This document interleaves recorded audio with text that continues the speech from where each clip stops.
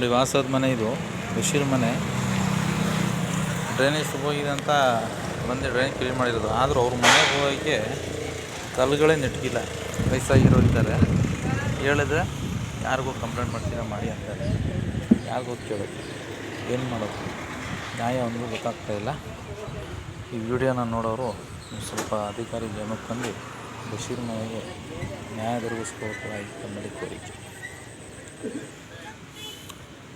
ಸೊಳ್ಳೆ ಕಾಟ,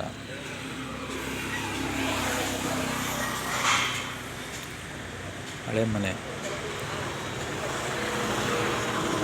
ಇದು ಮುಂದೆಗಡೆ ಸೀಟ್ ಹಾಕ್ಕೊಂಡವ್ರೆ. ಅವ್ರಿಗೇನೋ ಬಾಕ್ಲಾಗಿ ಬರೋಲ್ಲ ಅಂತ ಹೇಳ್ಬಿಟ್ಟು ಕಮರ್ಷಿ ಮಾಡ್ಕೊಳ್ಳಿ ಅಂತ ಹೇಳ್ತಾರೆ. ಮನೇನ ಕಮರ್ಷಿ ಮಾಡೋಕ್ಕಾಗತ್ತಾ?